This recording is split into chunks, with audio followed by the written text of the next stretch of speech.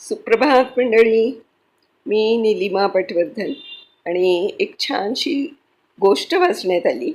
लिहिलेली आहे श्री किसन महाराज जगताप वलांडीकर यांनी. आपण नेहमी म्हणतो, रामदास स्वामींनी पण सांगितलेलं आहे की जगी सर्व सुखी असा कोण आहे, विचारी मना तूच शोधोनी पाहे. तर अशा संबंधातच ही गोष्ट आहे. सुरू करते. एका जंगलात एक कावळा राहत होता. आपले दिवस आनंदाने आणि सुखाने घालवत तो आयुष्य काढत होता. आपण अत्यंत सुखी आहोत असं त्याला वाटायचं आणि त्याच आनंदात तो जगत होता. एक दिवस जंगलातल्या तळ्याकाठी बसला असताना त्याला त्या तळ्यात पोहत असलेला राजहंस दिसला.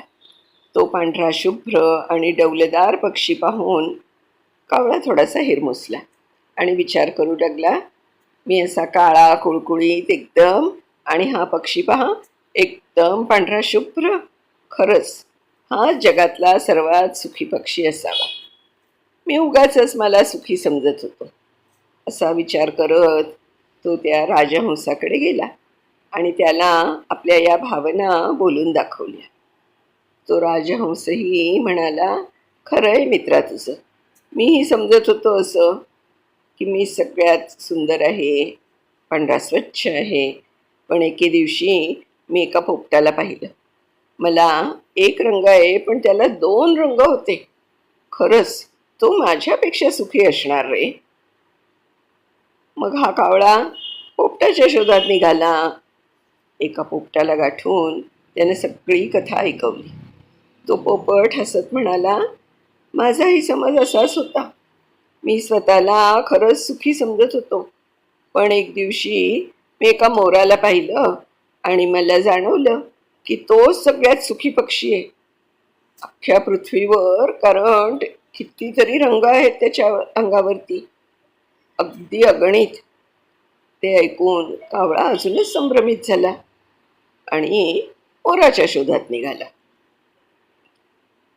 उडत जात असताना एका प्राणी संग्रहालयात एका पिंजऱ्यात त्याला एक मोर दिसला. शेकडो लोक त्याच्या भोवती गोळा होऊन त्याचं गुणगान करत होते. आता कावळ्याला खात्री पटली की हा जगातला सर्वात सुखी पक्षी.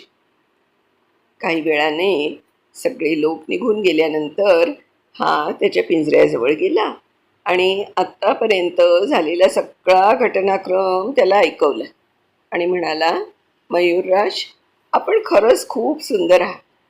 रोज हजारो लोक तुम्हाला पाहायला येतात आणि तुमची स्तुती करतात. मला मात्र कुठं गेलं की लगेच हुसकावून लावतात. आपण सगळ्यात सुखी पक्षी आहात या भूतलावर. तो मोर खिन्नपणे हसत म्हणाला, मलाही सगळ्यात सुंदर आणि सुखी पक्षी असल्याचा अभिमान होता.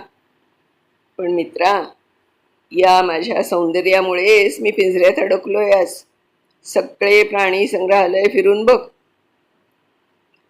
तुला इथे सगळे पक्षी दिसतील पिंजऱ्यात, पण कावळा कुठे दिसणार नाही.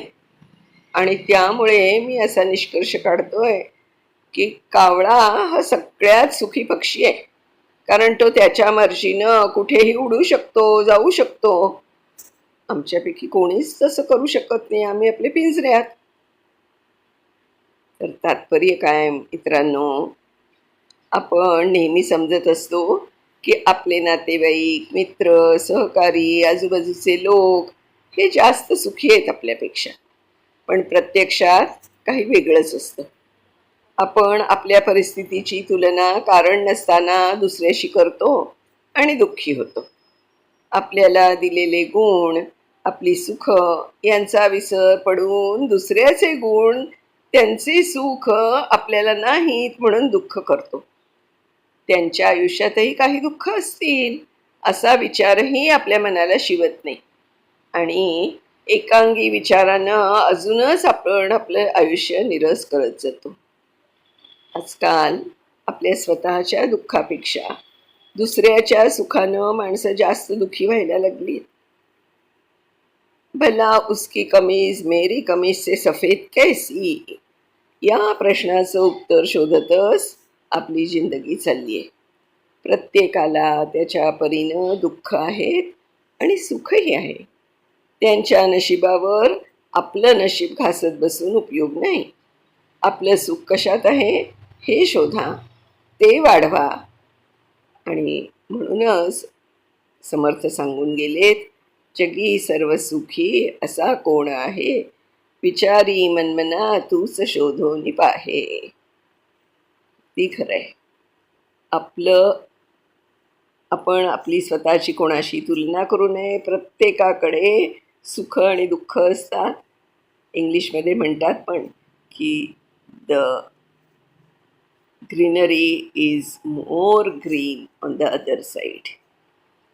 तर बोध घेण्याजोगी गोष्ट आहे. धन्यवाद. पुन्हा उद्या अशाच एखाद्या छानशा गोष्टीसह पुन्हा भेटणार आहोत. तोपर्यंत बाय बाय मंडळी.